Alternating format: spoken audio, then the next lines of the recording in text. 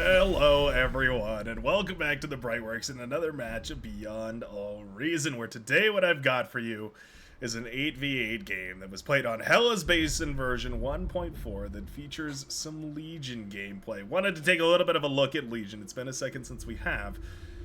And so I'm very excited to see exactly how Legion fits into the meta. On one of these maps that is, it's very adjacent to Supreme Isthmus. It's a map that a lot of people compare to Supreme Isthmus as almost like a cousin or a brother. Very, very similar, but not exactly quite the same.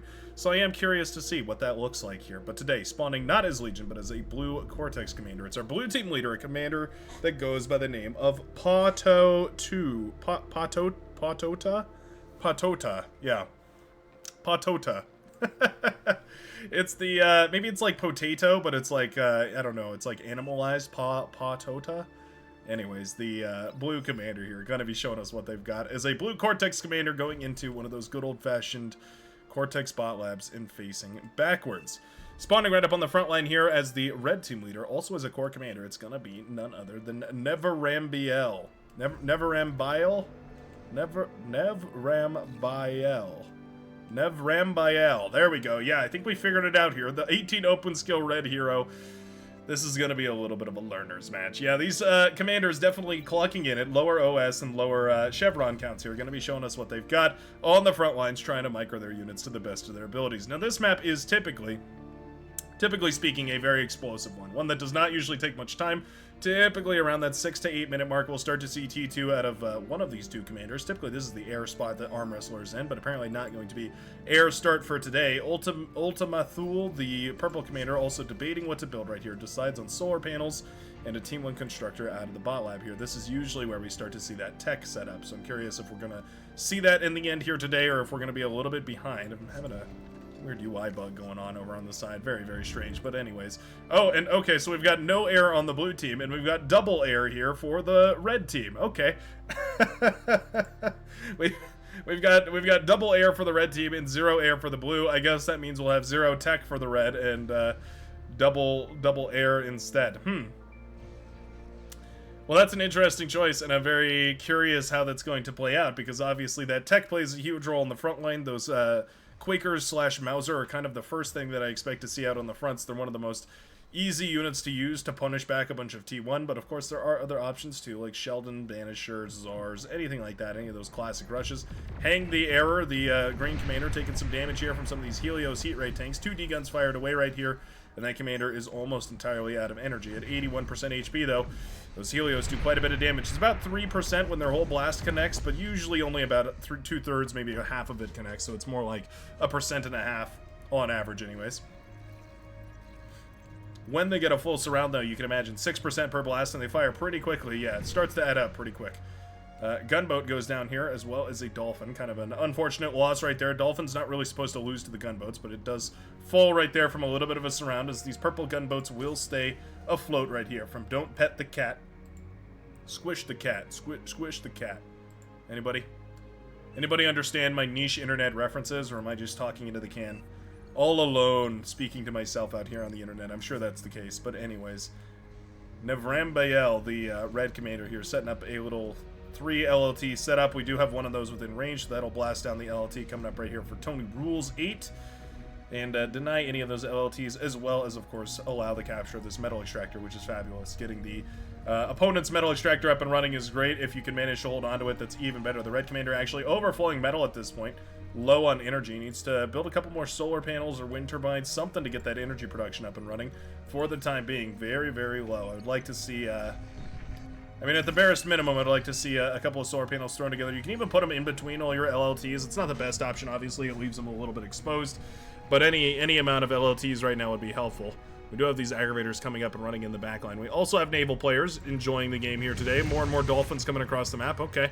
The Dolphin spam seems to have worked, at least for now, right here for the Tan Commander as they start to fire away. Do manage to kill the laboratory of Don't Pet the Cat, who is a Legion commander getting into the water. So... I mean, this has been one of the most heavily anticipated parts of Legion. One of the last thing, really, for Legion to have is a proper Navy. Right now, Legion's Navy consists of Cortex boats. Basically, all of your Navy is Cortex. They plan to release the entire Navy package all together at once, which should be very exciting. but it also means that you play with a significant disadvantage as a Legion commander getting into the water, because you have, well, these metal extractors that don't produce full resources. You can see it's a 2.3 metal spot, but it's actually only producing 1.8. Yeah. It hurts quite a lot, so Don't Pet the Cat is going to be at a disadvantage no matter how this shakes out. Unless you get those T1.5 overcharge mixes up and running, you're kind of stuck in a situation where you're just never going to have as much resources as your opponent here. Three Snake or Thrinsky, I don't so many names. The Seafoam Green Commander here going to go ahead and try and build a little bit of a static defense. We're kind of walking the comm around here before setting up some of these harpoons, the offshore torpedo launchers, and going to be going into submarines, apparently. Okay. Already a great position here, though, for the red team. You can see a couple of these aggravators on the front being used to blast down, or try to blast down anyway, these LLTs. We also have some Decurions, the ultra-heavy medium tanks. They're called an armored assault tank, which is interesting. They are, I mean, armored is the right word for them. Assault is a little bit of a choice description, though, because they, well, they aren't very good at assault rolls. They're not very fast. They don't do a big burst of damage like most assault units in the game.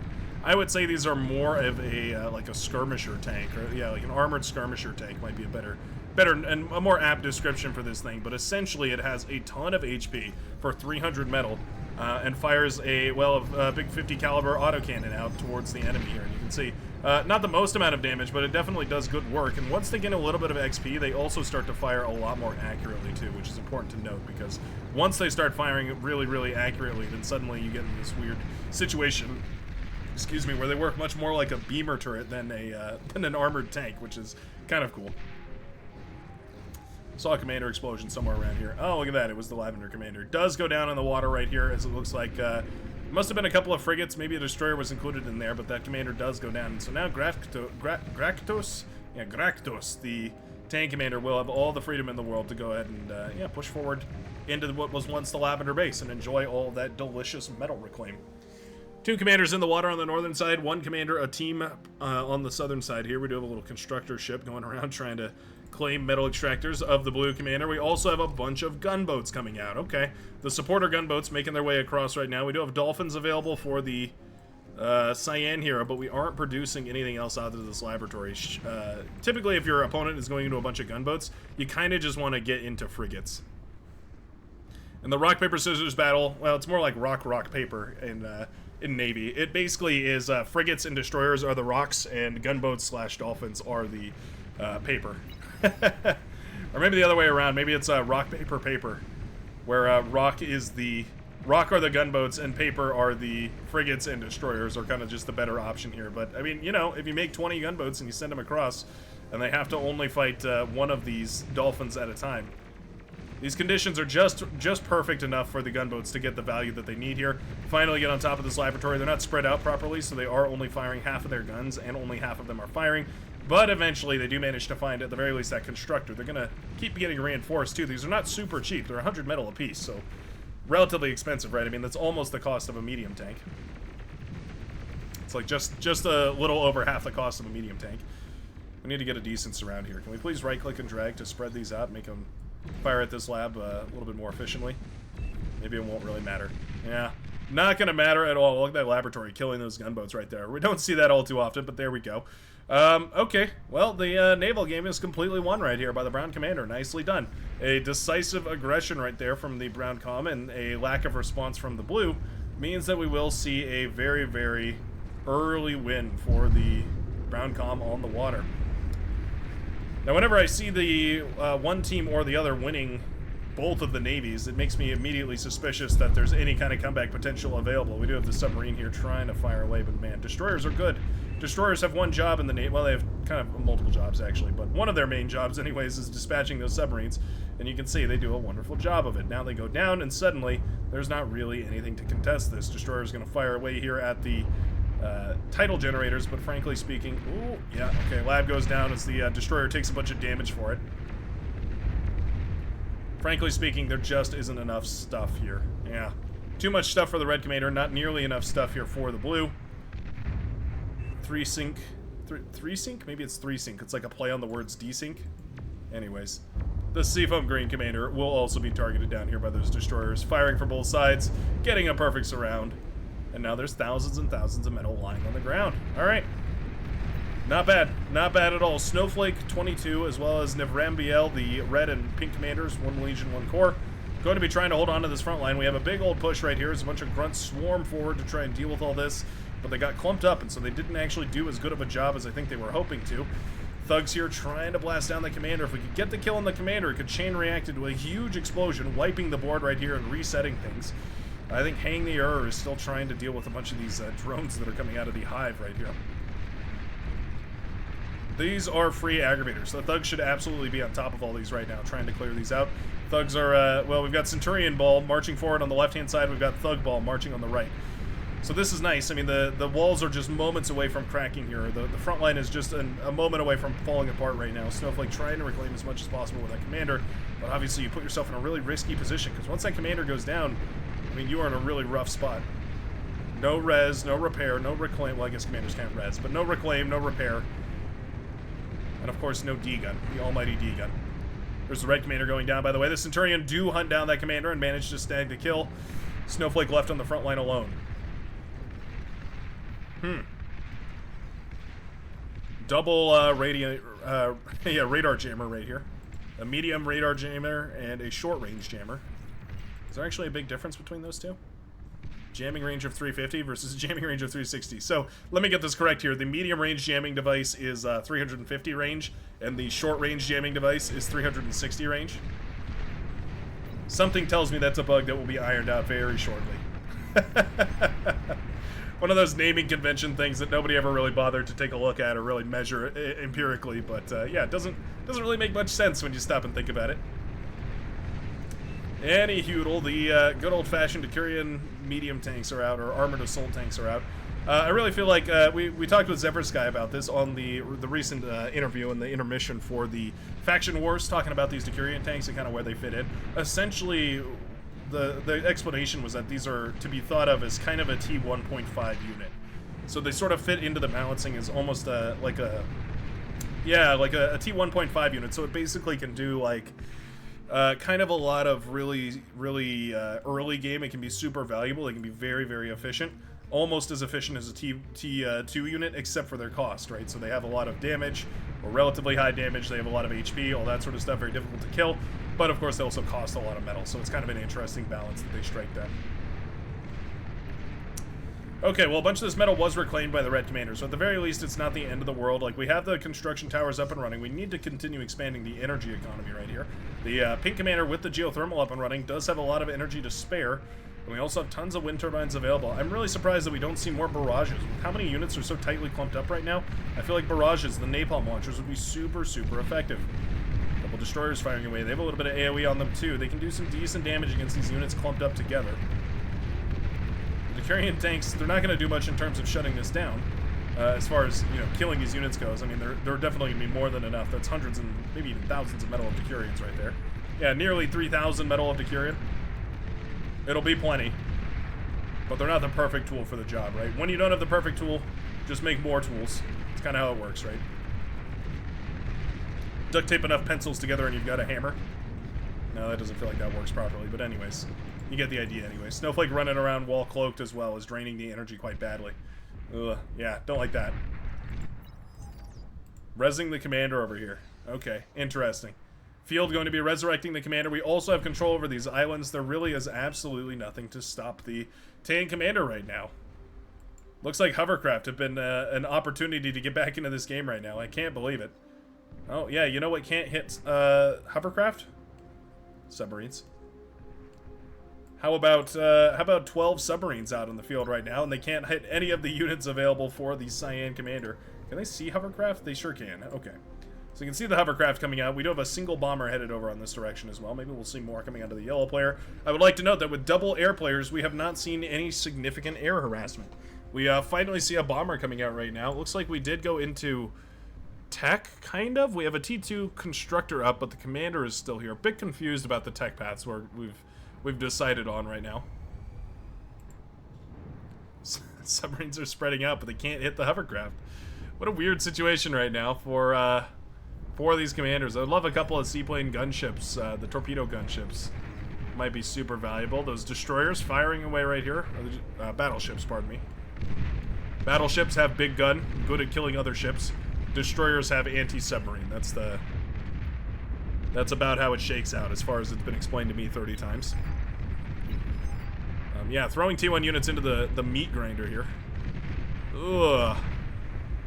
Bye-bye, metal. It's like that scene in Toy Story with Andy throwing away the doll. Battle paused. I don't want to play with you anymore. Battle started. Oh, a little bit of a pause and a take right there. The Blue Commander now inheriting this frontline base, as well as the T2. I would really love to see a T2 Con produced right here so we could upgrade the mexes before this laboratory is destroyed by the inevitability of a T2 Epoch battleship. This really should be rushed out right now. The red team really should be focusing on this. We have bombers, by the way.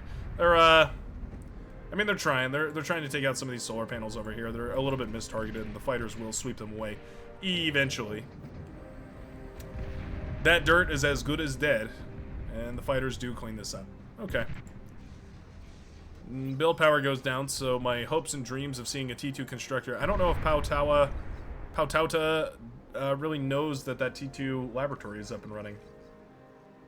Not sure what's going on with that, but anyways, we've got some very funky build orders queued up right here.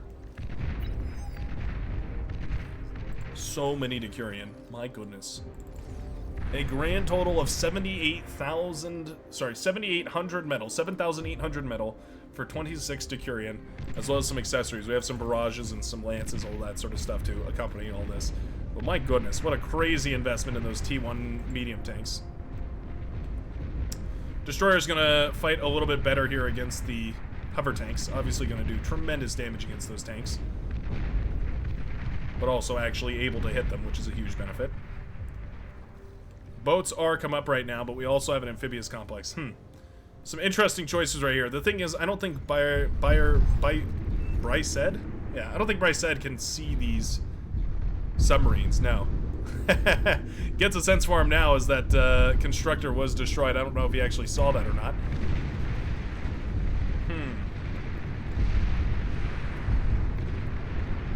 As far as eco goes, it looks nice for the blue team. But there's so many units on the field right here for red. I think we just go. I think we just push right now and win this game, right? Well, those missile boats landing a bunch of missiles on top of all those thugs right there. That's a nice play. Submarines. Still trying to find that laboratory here. We know that there's boats once more, but we don't know where they're actually coming from. And can we please get some res bots out to the front line here? For the nearly 9,000 metal worth of armored assault tanks we put out, can we please have 2 or 3 res bots to eat up all that wreckage? I think would be lovely. This commander is still doing the Lord's work. Nearly 12,000 metal available for the reclaim here. I mean, that's your entire T2 transition and into a T2 economy right there. I just don't think it matters. The red team made more stuff, and at the end of the day, it is the end of the day. Alright.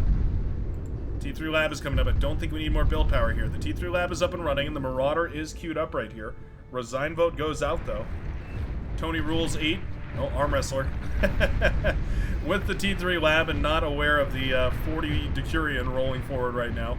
Says no to the resign vote. I don't know if there's going to be anything left to save once these Decurion actually make it out to the field.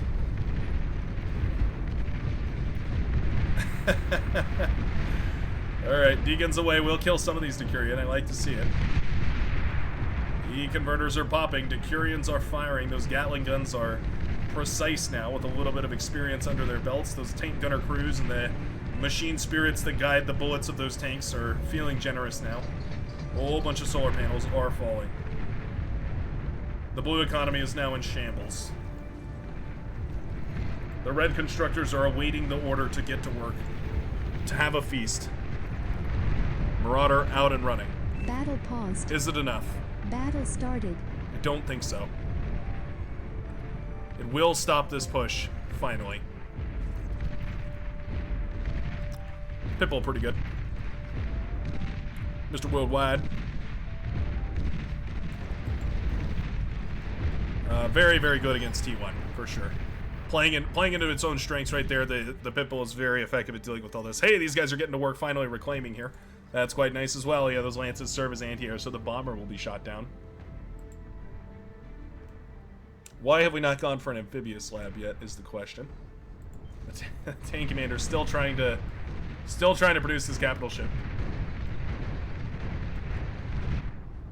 We have the T2 mexes and everything. These ships are just so expensive. We've got gladiator tanks, but gladiators really aren't very good against T3. They're kind of good against... They're good against T1 and kind of bad against T2, and they're awful against T3. These Marauders could easily start on one side. If the Marauders here, what they should be doing is starting on one side and then combing across the side right here. So you have the concave right here, and then you move that concave against the enemy's units. You end up in a situation where you take a bunch of really good fights one after another, rather than this kind of, I don't know, this strafing back and forth right here, standing in the napalm and dying to a bunch of these gladiator tanks. Yeah, gladiators looking a lot better than I think they actually are right now. Must be scary to the, must be scary to the, oh no. The poor, cyan commander, or poor green commander who was wondering why on earth those, Marauder were so bad.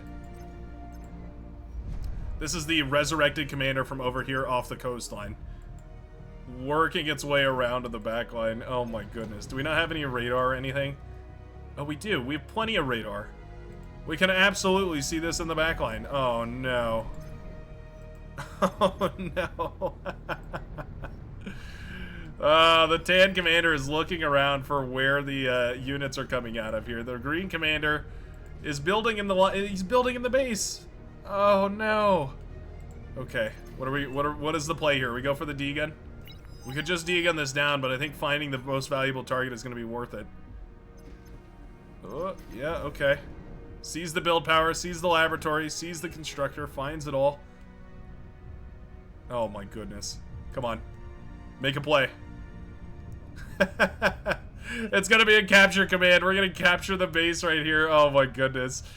14, 15. It'll take us a minute before the capture command goes through. Capturing is based on the build power of the unit and the build cost of the production structure, and you can see the fusions have 70,000 build costs. So this is going to take a minute right here, but it's not the end of the world. Gractos is, well, he's capturing the fusion reactor. Marauders, meanwhile, on the front line are going forward, and I doubt the green commander is going to notice that all of a sudden, we're down to 8,000 energy production. We're down from 10,000 to 9,000.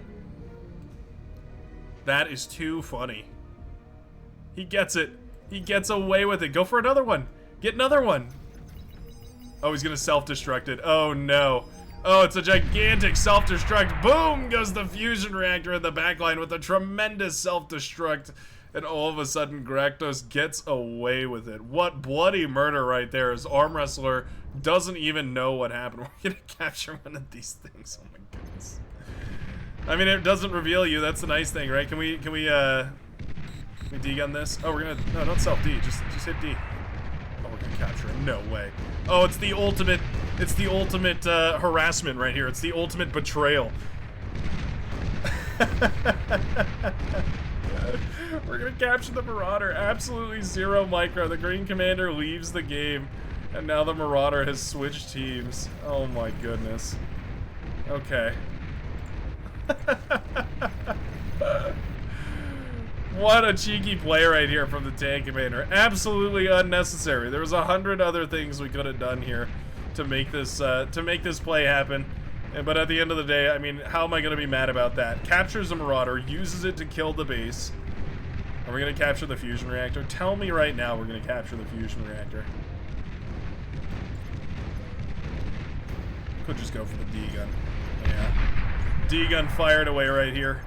Kills the T3 laboratory, kills the advanced fusion reactor, kills the Marauder, and gets away with 100% bloody murder right there. Gunships have torn apart the front line, by the way. It's well worth mentioning. Looks like Marauder did not skirmish very well, and they were basically distracted to death. What a play. What a play from Gractos, showing us how to use the capture command appropriately here. Hey, look, we had some amphibious labs set up right here. That would have been pretty epic. We do have a bunch of mines that have been laid down, light mines, pardon me, so getting through those would have been a little bit expensive. Not the end of the world, though. Huh. I think the blue team is still reeling from their defeat. Yeah, slowly but surely residing one by one, but I'm pretty confident that they've essentially thrown in the towel. Yeah, they're ready to get on out of this game here. The blue team with 5 commanders remaining, my goodness, yeah, still holding out hope here, but these gunships are entirely uncontested. The air superiority, it only took us 24 minutes to get there, but eventually the air superiority was worth it. Did we capture a Sheldon? Oh my goodness, this guy's a maniac. Look at him capturing these things. 1% captured on this one already. Sheldon firing away into the distance. What a maniac. What a fool. Making fools of the blue team here. Man. So annoying. So annoying to look back at your base and find rubble and ruin. Just a pit where there once used to be something. Looks like there is radar up to a certain point. Oh no, it's right around this building here. Yeah, if he hides in the ghost of this, or the shadow here, then it won't be detected by radar, but it looks like it won't really matter. We'll go ahead and speed along things here as the capital ship has finally made landfall long after the front line has been already thoroughly destroyed. Looks like a whole bunch of these salamanders are moving up onto the land here as well. And I think the red team is, or the blue team is just awaiting their defeat order. Yeah. Nice D-gun right there. Nice D-gun, takes out a whole bunch of those E-converters over here. Capture command on the metal extractor, because sure, why not? Might as well produce some resources for me. Sheldon gets captured as well. Pulled out of range right here. Yeah. That is a pretty GG situation. Patota now suffering at the hands of those poison arrows, which I've been in love with recently. I really do emphasize these things every time I can. Commander goes down over here. Looks like Ultima Thule will be the next commander targeted here. As the blue team does not feel like resigning, apparently. Do they have another commander? Oh, they do have another commander over on this left-hand side here. We'll go ahead and speed things along. Go ahead and speed things along over here. Did they find him? Oh, they should have. There we go. Bombs away, and boom goes the commander. GG. After an excruciating backline adventure right there with these commanders doing some very cheeky strategies, but at the end of the day, it will be the red team that takes the victory here. Aggressive in the early game, and it definitely paid off. Playing for those Decurions was a very interesting strategy, but it definitely seems to have worked as well. Snowflake getting a bunch of awards here, but Grakdos definitely the fan favorite for destroying enemy resource production. What a funny, funny match. Thanks a ton for watching, and if you did enjoy, feel free to like and join the Bravers community by subscribing. You're also more than welcome to join the Discord, which is always linked down below. Give the devs some love as well by checking out their YouTube video, which is also linked down below. You can go check that out, and I'm more than happy to support them in any way that I can, so I would love to see what you guys think about the new lights camera in action. What are they calling it? The Lightbringer, I think? Lightbringer update. Let me double check. Yeah, the Lightbringer update. Very cool stuff. Have a good one, folks, and I hope to see you again in the very next game of Beyond All Reason. Peace out.